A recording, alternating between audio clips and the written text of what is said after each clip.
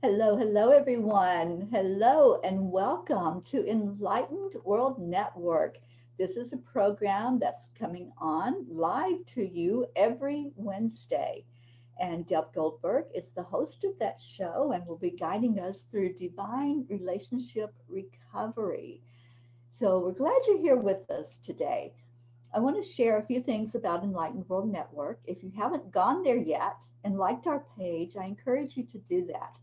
By liking the page, you get notified every time we go live, which we do daily with a daily meditation of the day.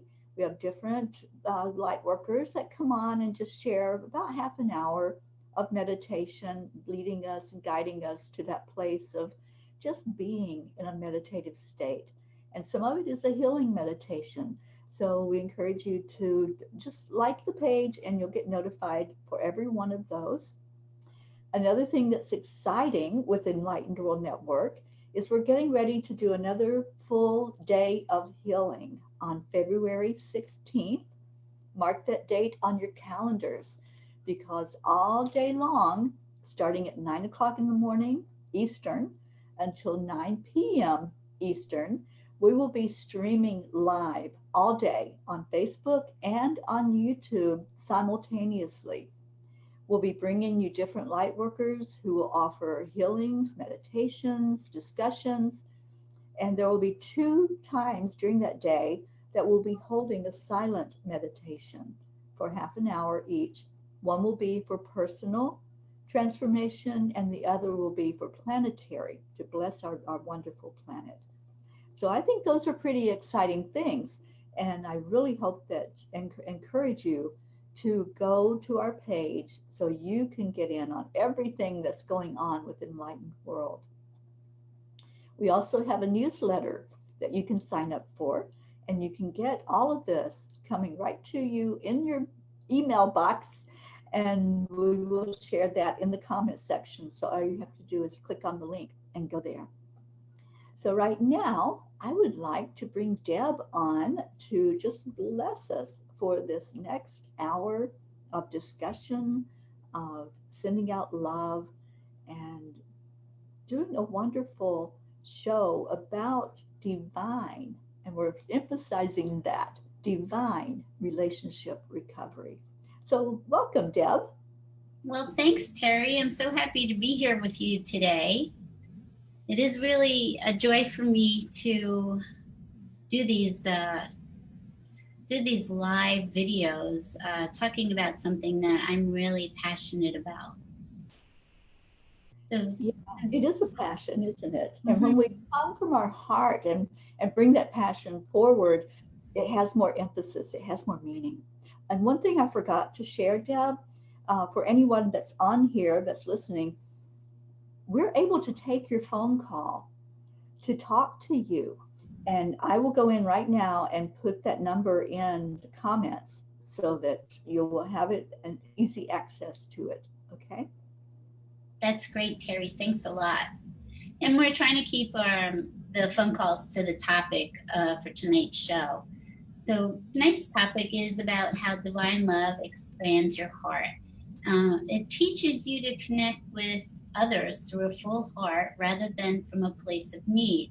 So we're going to talk about the importance of allowing divine love to nurture you.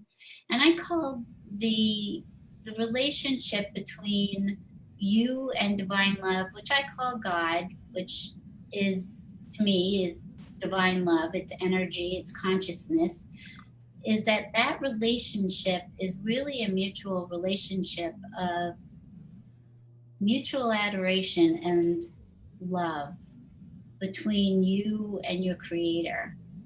And by having this relationship, it really helps you understand the fullness and oneness of who you are.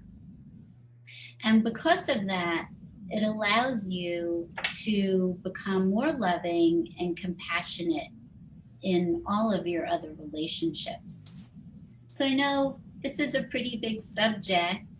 And so I wanted to start off with a little meditation that I did last week too. as a way to open and expand ourselves, as that when we have these deeper conversations of really understanding who you are and and who your creator is. So I want you to take a moment and just close your eyes.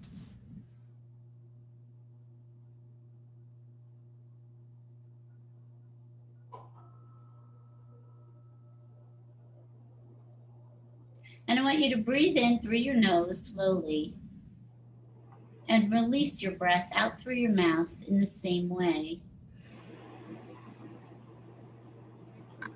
And we're going to set our intention today for expansion of our heart space and mind.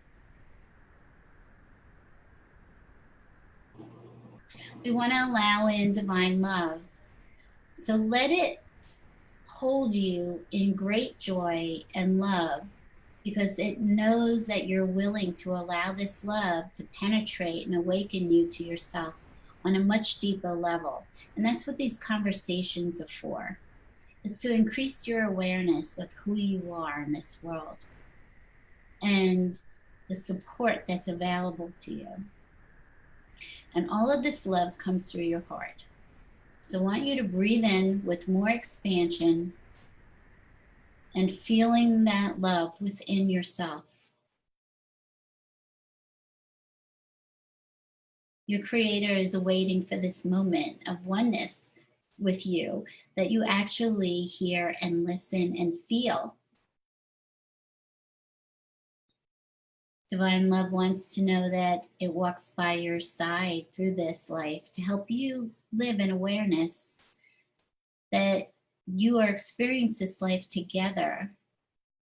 Open to hear and reflect on what you're learning today, knowing that you are right where you need to be in this moment.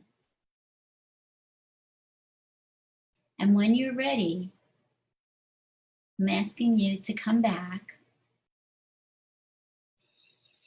Take a deep breath and open your eyes.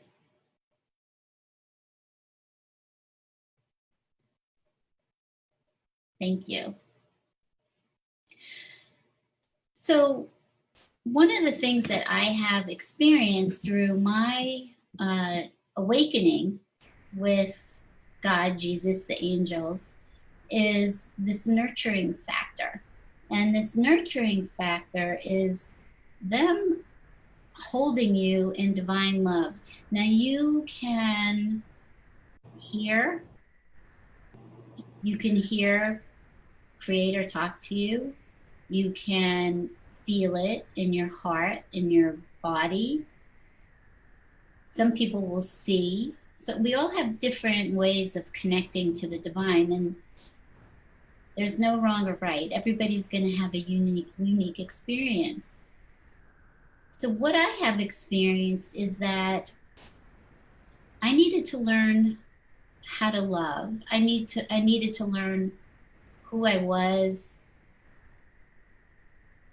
I was taught through meditation practices, who I was and how much I'm loved. And that is something that I never felt growing up, is that I was loved. So to have this intense, blissful love pouring into me constantly and talking to me and telling me who I am and filling me with love started to create a transformation inside of me. And this is what I'm wanting for all of you. So there's so much more than just receiving messages.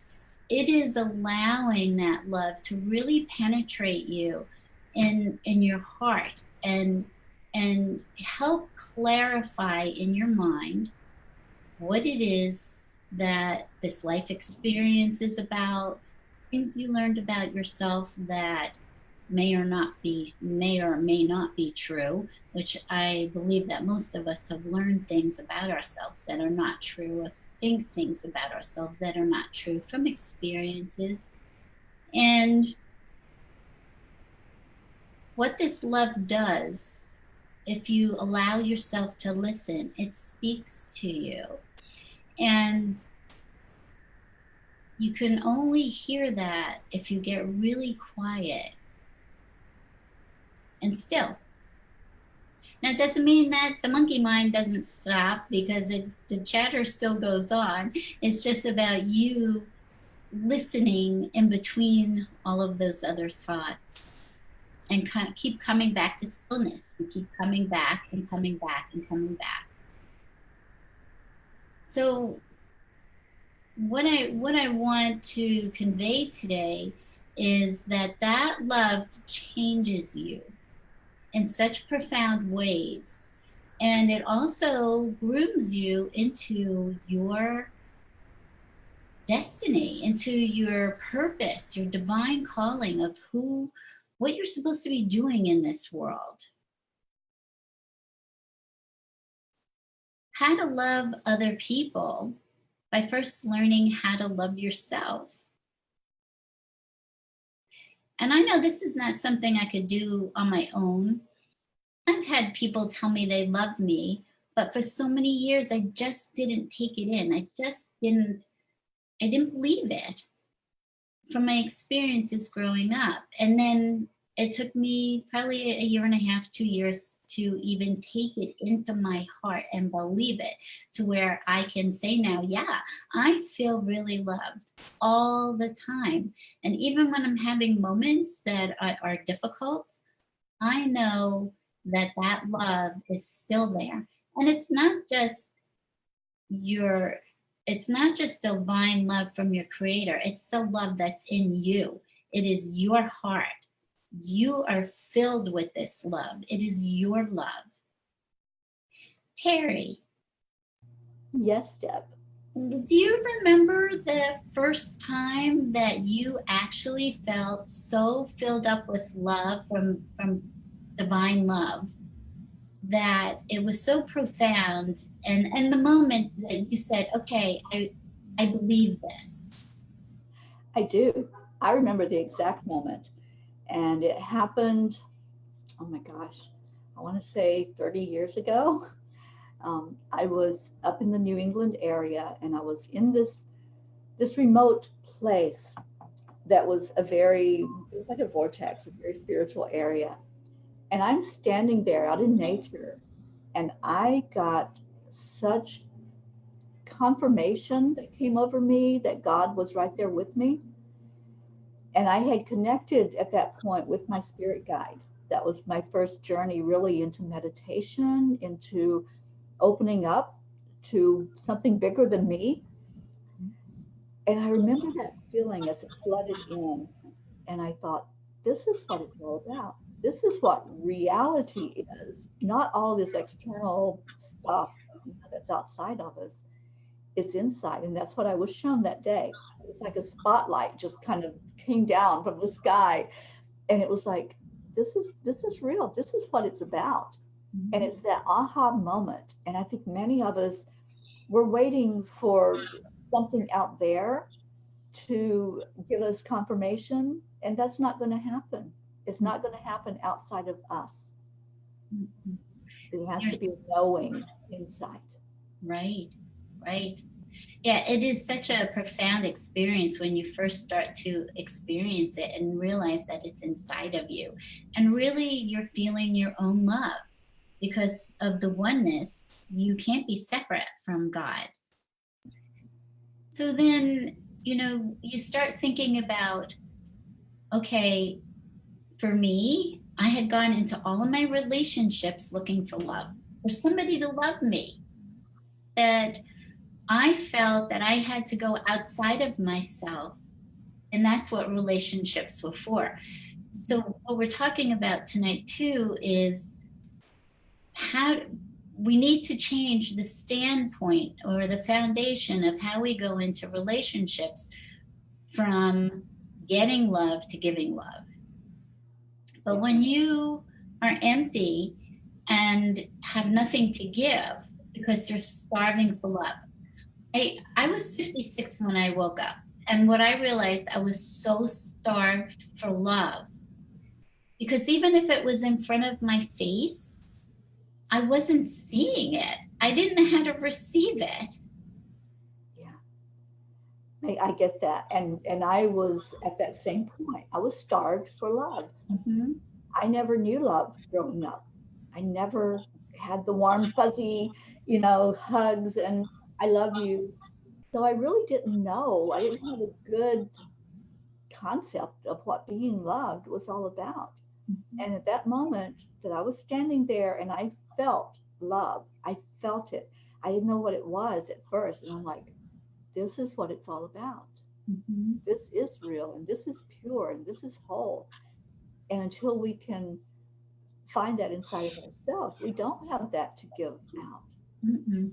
No, everything's based on need. And Yeah. so imagine what happens. Well, we don't have to imagine too much because we've all done it. We've gone into relationships looking for love, Right. and coming from a place of need instead of feeling full. Mm-hmm. And when you start to realize your fullness, the abundance of love that's inside of you, that is there all the time, you're not accessing just, like I said, you're not accessing just God's love. It's the love that is in your heart. Mm-hmm.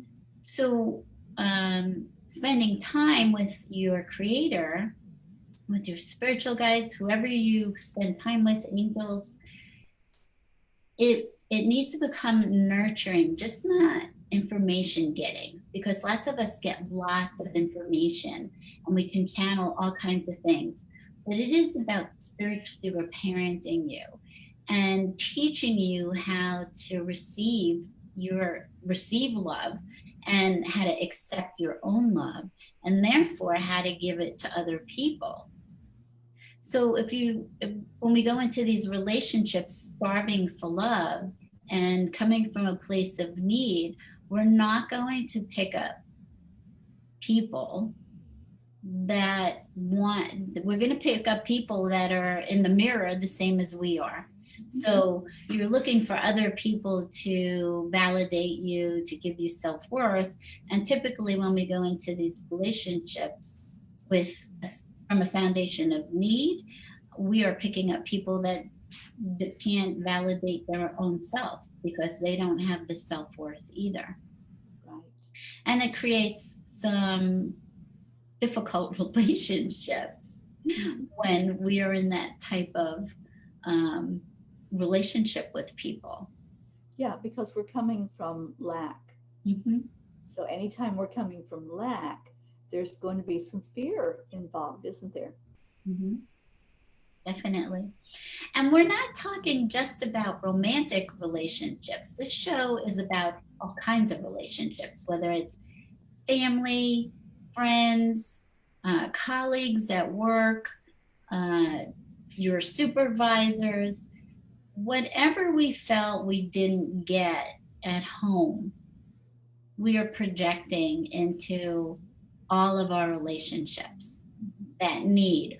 Or if there was a parent child type of situation, or where you were always taking care of a parent, then you're always going to get into relationships where you need to be in charge, you need to be in control, um, and that creates other issues, which are we call codependency.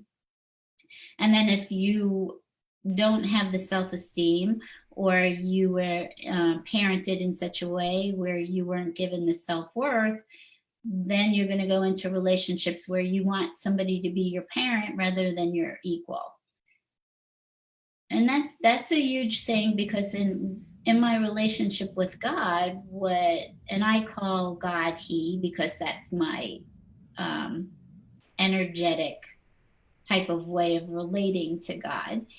And what he's taught me is that there's only equality, that we are equal. God and I are equal, and everybody else created is equal. It's all oneness.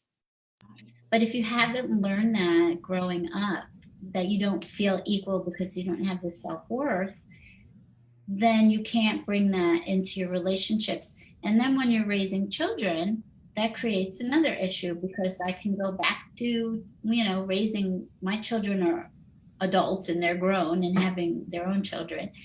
But I remember, parenting from a place of control, because I didn't have the self-esteem or self-worth to actually parent them from a place of love, because I didn't have it within myself.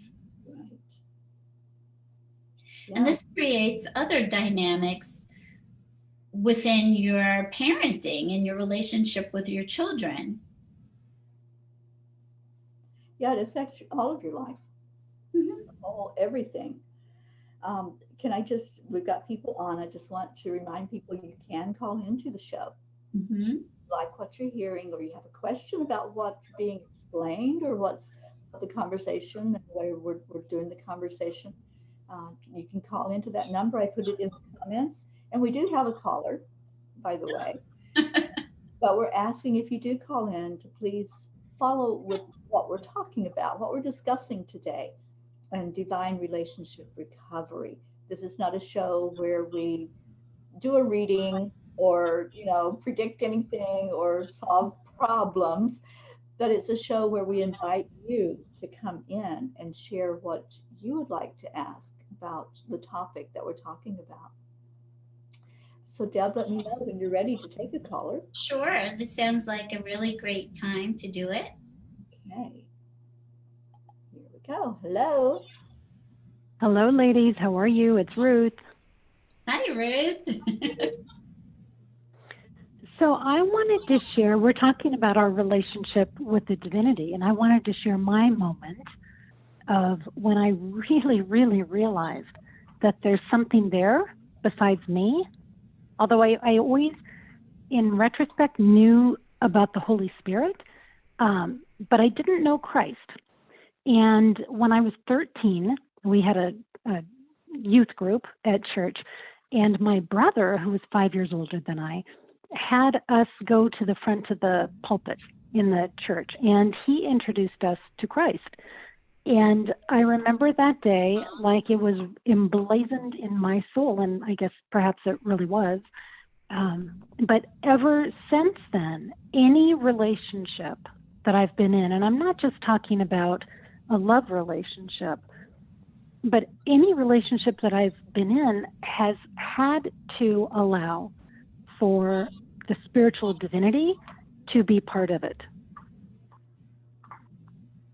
Have you all experienced that? I just can't fathom being in a relationship now where I wasn't allowed to have my relationship with my Creator.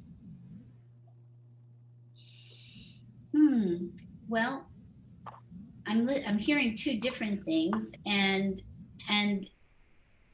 God is in the middle of every single relationship that you have. Every relationship that you have, is the face of God as well.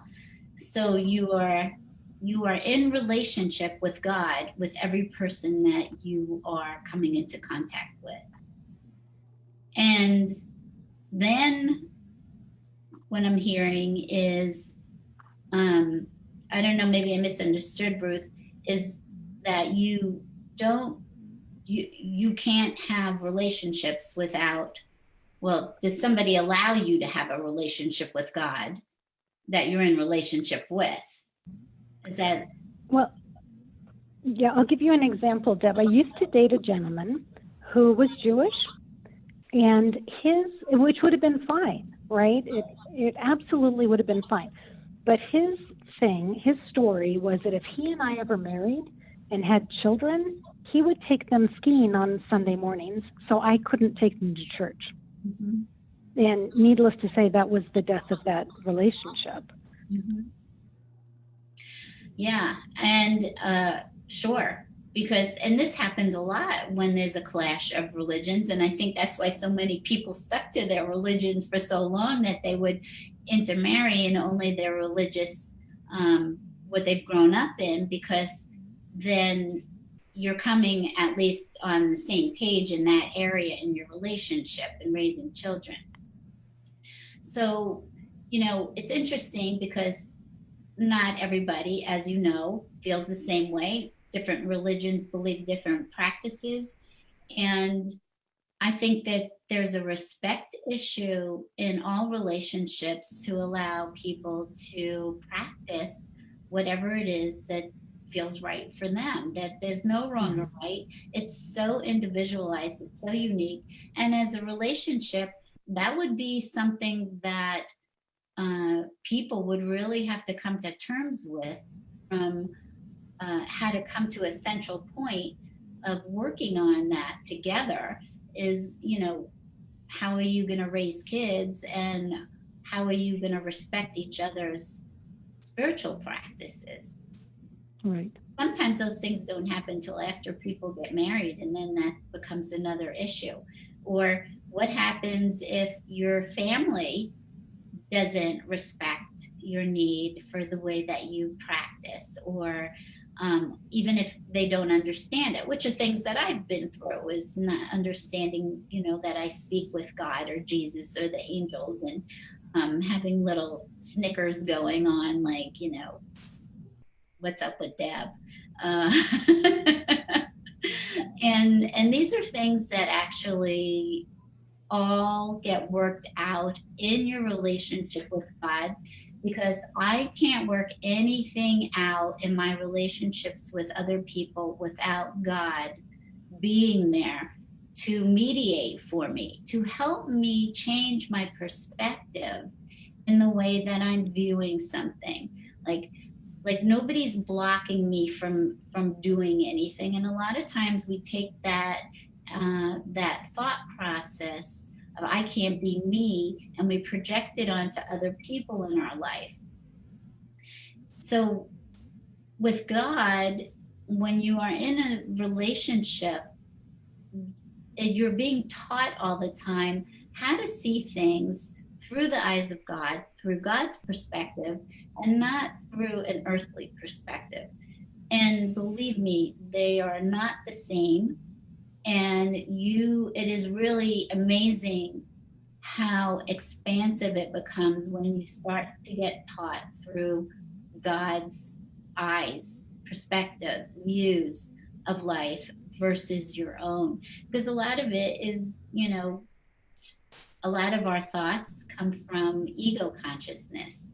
And we're going to be talking a lot about that in the future, ego consciousness, and how that plays a role in our relationships, and the relationship with yourself, that it's always causing conflict within you, but it's also purposeful for you to get much clearer. It creates contrast for you so you can keep getting clearer in your own belief system.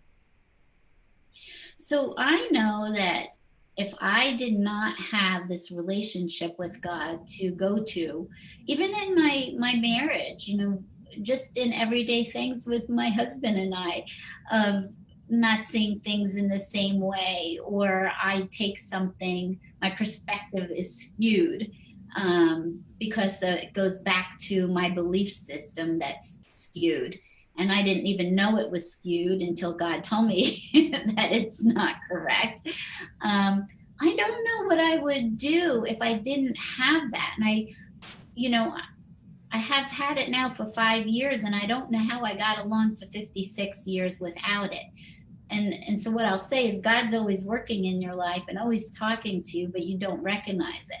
What we're working on here is you becoming aware of that relationship and participating in it, not just knowing that it's there. It is a conversation, and even if it's not auditorily heard, it is within your heart, this conversation, and it is cultivating you and transforming you and expanding you so that you can come from a place of love. And, this is all a process. So I won't say that every time I enter into talking with someone that I'm always heart-centered. It waffles back and forth, and my practice is just saying, okay, I'm not where I want to be right now. I need to get into my heart and try to understand where somebody's coming from, so that I can relate to them more, rather than just dismissing them or shutting them down or just walking away, because that would be my typical MO. Yeah, and yeah, people are relating to what we're talking about here, especially with, not family not being in alignment sometimes with how we're living our life, our belief systems especially. And we have one person that's on, and she says, "My family call me fake. I can only pray that they will see in divine timing." So, what would you say to her? Yeah. Mm-hmm. Mm-hmm. It's about part of expanding your heart is learning compassion. Compassion for people who are not awoke yet, right? And this is what I've gotten taught too, from God, because I had to learn it, because I wasn't always very compassionate. I wasn't compassionate to myself, and that's a whole nother subject, is learning compassion for your own self so that you can then extend that to other people. And, when I first woke up and I told my husband, I'm talking to Jesus and this is what he's teaching me. And then I'm hearing God and angels, and then I'm getting books dictated. And he's like, this must be coming out of your own mind. Like, you're imagining this. Or he just couldn't understand how it was happening, which is difficult, because I had to go through, I'm not crazy. This is happening. And I just needed to learn how to forgive and have compassion and patience. And something that Jesus told me, he said, you need to stop looking for validation outside of you. You need to get validation from us. And this is what I'm saying to this person, is that this is part of your growth in developing self-esteem and self-worth and confidence, is that somebody else does not dictate your reality to you.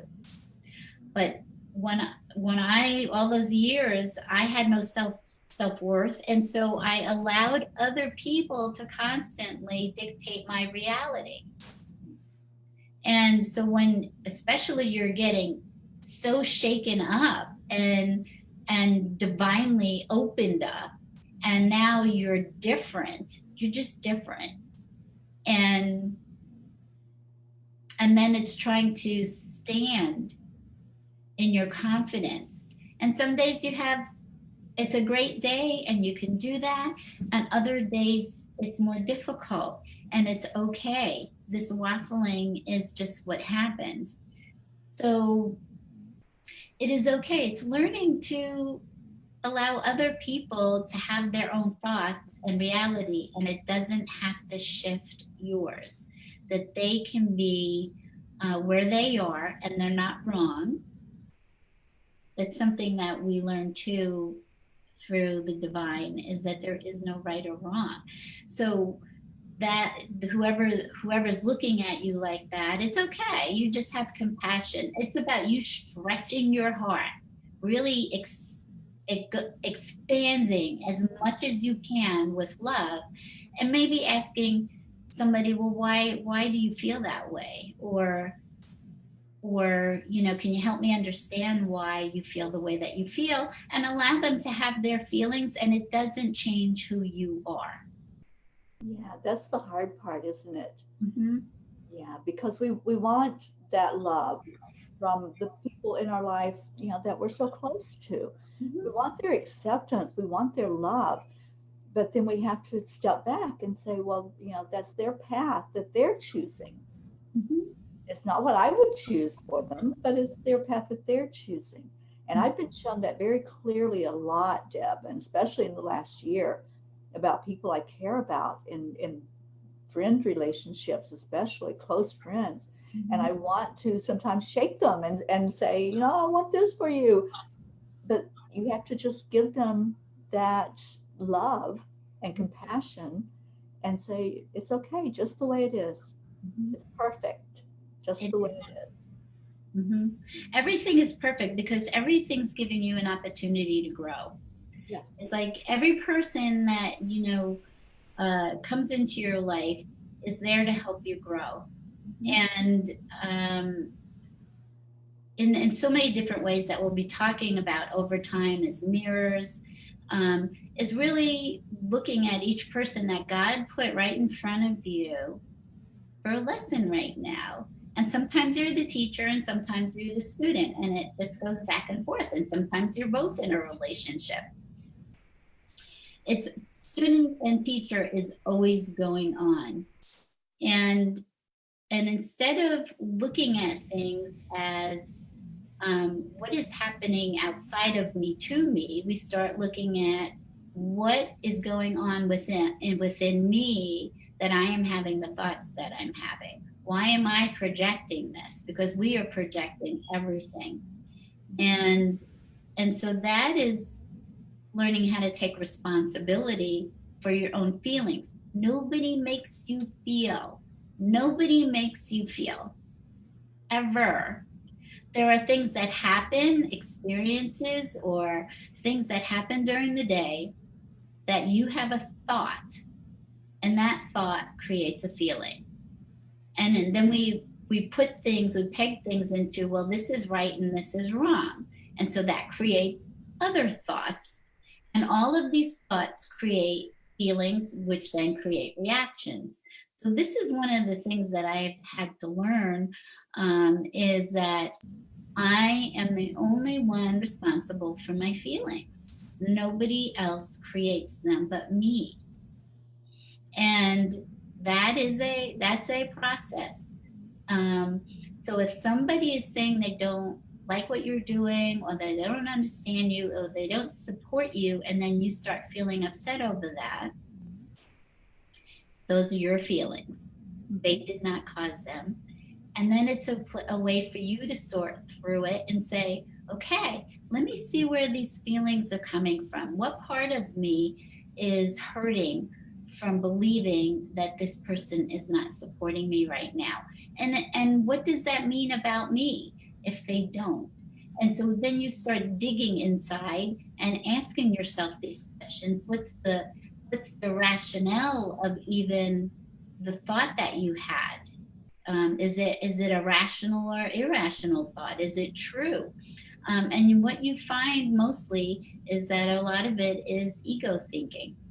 The way I like to separate it is, if I'm having feelings, a lot of times they are coming from parts of me that are maybe wounded or believe certain things about myself, like when I was younger. When I have thoughts, many of them will be the ego thought that says, oh, I'm mad at you for blah blah blah. That, it just comes up with this story, starts making stories up about yourself and other people. But when I have feelings, I start to pay attention to those, because that's something inside of you that is calling for attention, that you need to go in and find out what that feeling is all about. So that is, I use inner child work to do that, to try to discern what those feelings are coming from. And then I take God with me, or Jesus, or the angels, my higher self, and we have a talk with that part of myself that is going through this difficult time, and getting some truth from the divine to help me understand what I'm actually feeling. Yeah. Um, it's what's known as being triggered, Mm-hmm. or the body pushing your buttons. This is what you're talking about. Mm-hmm. And it comes up so much in relationships, especially. And it takes, when somebody says something or does something, and it triggers a memory of when that happened at an earlier point of our life, then, we do respond in a way that we probably wouldn't if we didn't have that memory imprint in there. Mm-hmm. These are how a lot of arguments come up in relationships. These are how, we take things out of context Yes. when they really probably don't even have that meaning when they say something, but because we were treated a certain way by, in our growing up or by our peers or caretakers, we respond in that same way until we heal that part of us. And that's what you're talking about, going inside and working and letting God, letting the angels, letting the healing happen inside so that those external relationships then can be healed by you doing that. So healing the inside heals the outside relationship. Mm-hmm. Yeah, that's such a good point, Terry, because we we are like a bunch of patterns. And we are getting triggered constantly. And actually that's part of the contrast of learning what we need to clear out and heal inside of us, that we need to stop believing certain things about ourselves. We need to heal old wounds that are open. And one of the things that when we start talking metaphysically, so we know that there is no separation between time. There's no such thing as time and space. So we have the past, the present, and the future happening at the same time. So the way I like to look at that is if all of time is happening at the same time, then I'm still 5 right now, and I'm still 10, and I'm still 20, and I'm still just coming out of the womb. I'm still 40. So all of our life is happening at once. And that's why everything feels like it's right under the surface that you can get triggered so easily. And so all of these things, just triggers, just keep popping up, and they're all happening so that we can heal and clear them out. So there's nothing wrong with it, but we've all learned that we don't like to feel bad feelings. We don't want to feel sad. We don't want to feel anxious. And we keep pushing it down and pushing it down and pushing it down. And all that does is create more feelings to come up. So I've suppressed things for 56 years. And when I was, awoke, it was like, well, here you go, Deb. Everything that you had shoved down needs to be healed. It needs to be taken care of. It needs forgiveness. It needs understanding. It needs compassion. It needs truth. It needs divine truth. And this is what actually starts healing you. So it doesn't mean it's a process throughout your whole life. So do I still get triggered? Yes, I do. I still get triggered, not nearly as much as I used to. And when it happens, I can handle it differently because I'm taking responsibility for it. Yeah, exactly. We're a work in progress. So we're never going to be finished clearing out all of that stuff and healing. But the more we do it, then we'll find those triggers happen less often. Mm-hmm. And we're finding different coping mechanisms when that happens. We're learning to be okay with whatever happens, love whatever happens, every experience. Mm-hmm. And when we get to that point, that's divine love that's coming through. Mm-hmm. It certainly is. It certainly is. So one thing before, as we're going to close out, I want to say something about trying to fix other people or looking at them as that there's something wrong with where they're at right at the moment. And that is just a projection from our own self because we're looking at ourselves as we're imperfect and we need to be fixed and we need to be somewhere else than where we are right now. And so the more that you look at yourself as you need to be fixed in some way or changed, then you are projecting that on other people. Mm-hmm. Everybody is exactly where they need to be. God is just as much in control of them as God is in control of you. And that person is absolutely perfect. And the reason why we're doing this is the reason why we're seeing other people as imperfect is because we don't know how to accept our own perfection. We're looking at ourselves as we need to be corrected in some way. And that is because of buying into the illusion that for some reason there's something wrong with you, and something needs to be different about you. And there is no truth to that at all. God transforms you as God feels you need to be transformed in the ways that He wants you to be transformed. You don't have to transform yourself. You knock your socks out off trying to do it. I do it too. And it's because we're all trying to get somewhere faster, because we don't know how to accept our perfection right now in this moment. So we don't try to change other people. When we can start looking at ourselves as perfection, and that there's a guidance happening within us, transforming us at all times, then we can let go some more of wanting to have to feel that other people need to be fixed and we need to change who they are. So I like to just pray for whatever is in somebody's highest good, because it is the ego thinks that it knows everything and where people should be and how they should act and what they should be doing, and it's done that to yourself all your life. And now when we look at things through a spiritual lens, God's telling you that you are perfect, and if something needs to be shifted, He's going to take care of that. Absolutely. He never fails. And it's a matter of trust, really believing and trusting. And I just want to share, we've got people on that are listening to this, and we've got a beautiful audience, and want to say hello to everybody out there. Yes, hi. Thank you. And we have people that are saying that they work with Archangel Michael, and Michael is very instrumental in everything we do at Enlightened World Network. Mm-hmm. So welcome to all of you who are in alignment with that, Mm-hmm. with Michael's energy. And I hope you're enjoying this program. This is a new program. This is only the second show that Deb has done of this, and she'll be on every week at 5 o'clock Eastern Time on Wednesdays.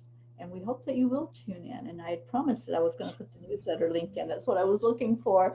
I will do that. We'll do that. Yeah, but Deb, I want you to share with people how to find you too, for those that are not familiar with how to reach out to you, and those of you that are coming on that maybe didn't get the first part of the show. If you go to Enlightened World Network on Facebook and like the page, you'll get notified when Deb or I or anybody on Enlightened World goes live. So Deb? Thank you. Yes, you can find me at debbiengoldberg.com. That's my website. I'm also on Facebook as Deb Goldberg, and so you can friend me or send me a message on through Messenger, and I'll be glad to speak with you. And I look forward to being here with you every week, helping you understand the things that I've learned through God and Jesus and the angels, to help your life feel happier, more loved, and bring more love into your relationships. Have more joy in your life. That is part of what we do on Enlightened World Network, and it's a strong message to return to love, return home, return to God, or whatever you call the energy of this magnificent world, universe, that all this love is waiting for you. So God bless you. That's what we're all looking for. We're looking to return home. Mm-hmm. And home is that place inside where we feel that divine love.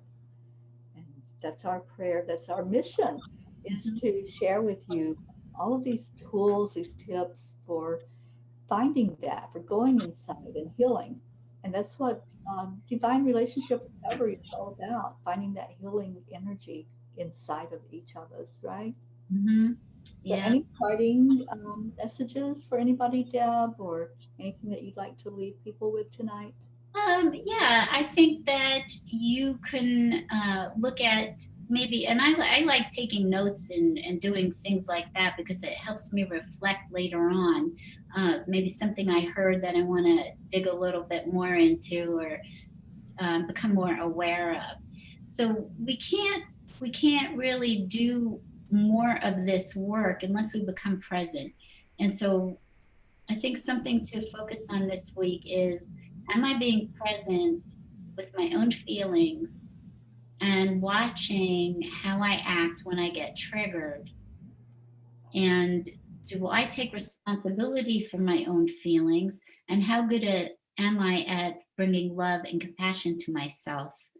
And how much am I allowing the divine in to help me with that? So that's what I would focus on. Beautiful. Absolutely beautiful. Staying present. That really is a very healing thing to do in all of our lives. So thank you, Deb, for bringing this wonderful show to us and all of your words of wisdom. I really enjoyed this conversation. I enjoyed everyone on Facebook, and hopefully you will be back. That's what I'm hearing. John Stewart says, I look forward to seeing you every week.